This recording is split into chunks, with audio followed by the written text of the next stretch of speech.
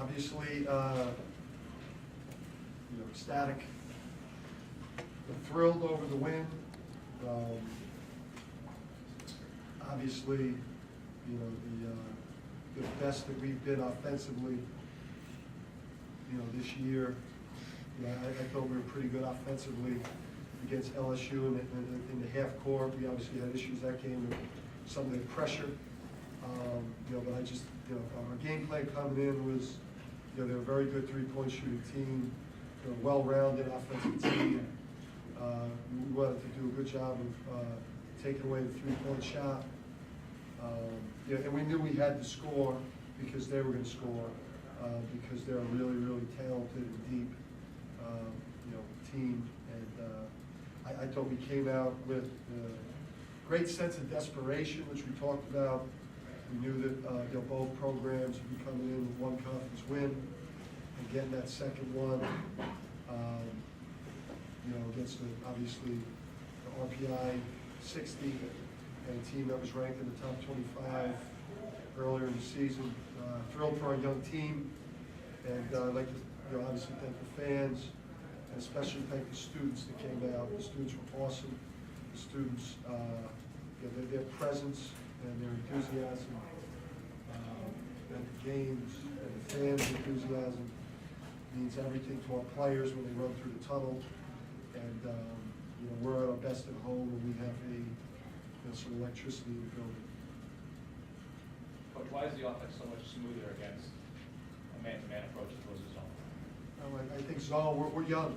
We're playing 8 players right now due to a multitude of things. We've dealt with a lot of adversity. So 4 of our 8 players in our rotation are freshmen. And then a couple of those other guys are sophomore players with 1 year of limited college experience. And young players have trouble against zone because you have to think a little bit, as opposed to man, where it's more reaction and you can be a little bit more aggressive in attack. The players, can we talk about the difference in energy that you felt from the crowd, students back? The student section was great today. We have a live crowd. It just motivates us, pushes us to work hard and play hard, and just please the crowd. Did you definitely feel a difference? Oh yeah, definitely. Big shout out to the Greek life. They came in the flesh. A lot of Yeah, it was electric in the building. You could feel it when the game started, so it just gave us that momentum to come out and play hard from the jump. First career red level? Yeah, please. You talk about the contributions that you made to tonight's win and kind of how you felt. Just going in there and trying to be in the mix with the rest of the team. A lot of balls came my way, so I just tried to get every one. So. Yeah, they don't really have a natural rim protector. But they scout, try to get the ball to glass. So Yeah, we wanted to attack the lane. We wanted to win the points in the paint battle, by 10, which obviously, listen, they have a lot of depth and they have a lot of weapons, we're -2 in the paint, which isn't which is not a bad number. But we wanted to early on come out and really attack the rim, because when we play laterally with the dribble along the 3-point line and with the pass, and when we're not touching the paint, we're not. We don't have a real good chance to be effective. We have to be a high paint touch team, both with the dribble and with feeding, obviously, Davis and Hassan. Next, what's the best way to get yourself going? Is it going to the hoop? Is it making some jump shots early? How do you feel the best way to get in the flow of the offense and get yourself going? I want to get myself going by attacking the basket. Maybe try to get something at the run, something like that, or a nice mid-range pull-up jump shot. Yeah, and you're, especially the first half, which you have 2 of your 3 co-captains actually, Joe, you really got off. But that's no coincidence. You guys have to lead with that line. I mean, listen, we're obviously, we're building this thing here, and obviously, X came out with great urgency. These other guys are back, you get a chance to play with each other and be part of a lot of, hopefully a lot of days like this. But X and Gil really, I think, set the tone, for us. And they're two of our older players. They're playing, TJ, X, and Gil, they're playing with babies. Well, like they're not a baby, but you know what I'm saying, right? Like just young players that are just getting acclimated to college basketball. So they have to bring that urgency. Young players, are not ready for that at this point in their career. PC going along the same lines of what Coach is saying. What's this experience been like for you in this time? Obviously, you guys are playing continentals. It's fast, but Coach Hurley do a nice job. And the rest of the coaching staff is just telling me to take my time. And X and Gil and TJ do a nice job leading me and I follow what they do. So it's pretty easy. Coach, we heard this discussion on press roll a bit. Is depth a little bit overrated at this level? I mean, PC's winning the way they're winning with 6, 7 guys, and you're playing guys over 30, 35 minutes a game. Can you win this way with so few guys because there's so many timeouts and so much downtime in the game, or do you need more depth? You'd always obviously like it. It's just, it puts a lot of pressure. It really puts a lot of pressure, on a short number of guys. Where if they don't perform at a B level or higher, we're going to have issues. And we just experienced it, a little bit, against St. Joe's, where they have such a St. Joe's with all the bench guys that could come in and get them. When Rob Roberts was out, guys off the bench were, getting them 10, 12, 14, and it puts a lot of pressure on these guys, which it excites them as players. That's why he came here. That's why he came here. That's why Gil came here and Haas, because they wanted to be put in that position. I think the bigger issue for us is just that 4 of those 8 are freshmen, and we only have 1 senior. Dan, not a lot of foul trouble today, except for TJ that a little bit late. How much easier, especially with a short bench, does that make your job when you don't have to worry about managing a foul situation? Yeah, it's hard. I mean, we dealt with it at St. Joe's. Up 6, get a wide open 3 on the right wing, which we miss. X commits it over the back hall, goes down the other end, and then there's another call, a foul against him, which, that was what that was. So now he picked up his third with 12 minutes to go, and now he had to come out of the game, and now we lost all our rhythm. If we're able to, obviously stay out of foul trouble with a guy like Gil, who experiences it at different times, and Hassan and TJ in particular, then we'll be able to find a better rhythm because we're still adjusting, because the group has changed since the beginning of the year, almost on a weekly basis now, with Biggie being out for however long he's going to be out for, definitely. Did you notice the game being played or called differently? The first half, I don't think either of you got the bonus. Second time, you were in the bonus about 6 minutes into that. Did you attack it more? Was it being called differently? Yeah, you know what? It's funny. The rule changes, hand checks, and the block charge. I don't know.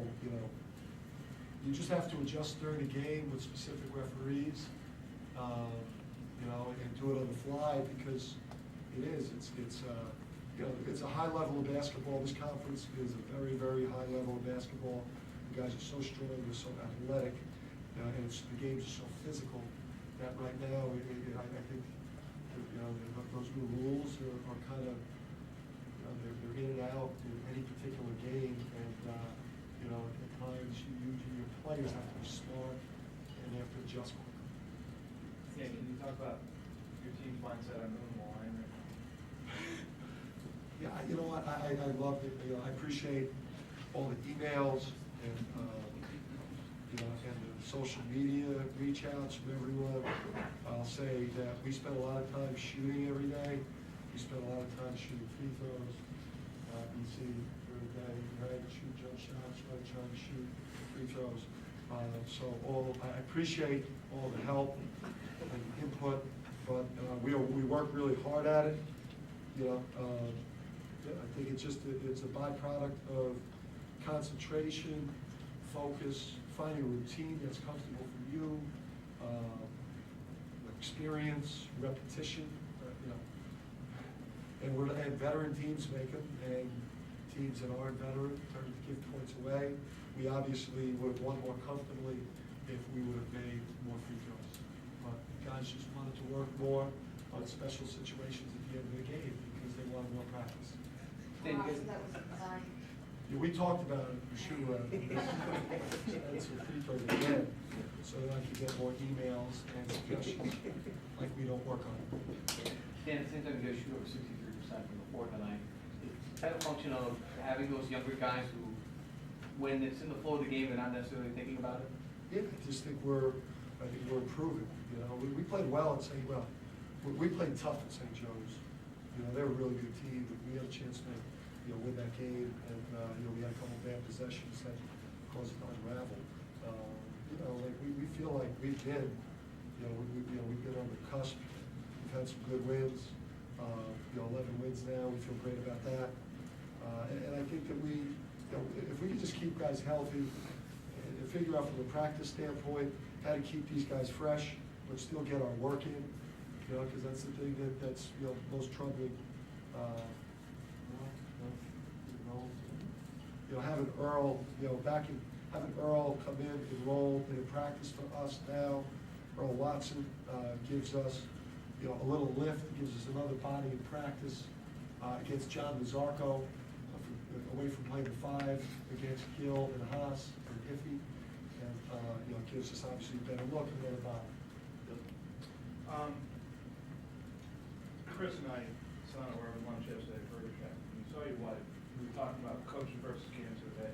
What an important cause it is for so many people, and how it's touched lives. Just a few words on that, and what it means to you and the program. We've all lost, folks to cancer, family, friends. Andrew's father at a young age, she lost, and obviously that's a cause that affects everyone. And, the turnout was great. Most Tavern, their contributions to this, the fans coming out and supporting it. It's just something as a program that feels great doing. Doing great things for a thing that affects so many people every single time. TJ, okay after running into the wall at the court? TJ is always okay. TJ's like RoboCop. He's a tough man. He's a tough man, and he brings an element to a team that is, Preston recruited him. I don't know if Preston knew he had all these intangibles, but it is probably a violation because he's like a 4th assistant coach right now. The way he carries himself, mentoring that he does with EC, and the way that he's able to settle us down and communicate along with X and Gilvitas' leadership. Coach, do you actually run plays for Hassan? Is what he does just secondary stuff off of rebound? Or do you have stuff set up for him? We do have stuff set up for him. I was surprised that they played Oliver on him today. Our plan coming in was to try to get Haas involved in some isolations on the wing at the elbow where he could rip Kavanaugh. Obviously, Kavanaugh lack of foot speed. But right now, Haas is still developing his offensive game. Every possession for us is so critical right now with where we're at as a program. And right now, we're just building day by day his offensive game. But he's got to kind of get it. We obviously tried to run a lob for him to start the second half. The pass went, not the way we wanted. But he had 9 and 8 today in 29 minutes. And it's just like, he's been so good for us in ball screen defense. He does so many things better for us defensively than we were getting last year because of the way he can move and the way he competes every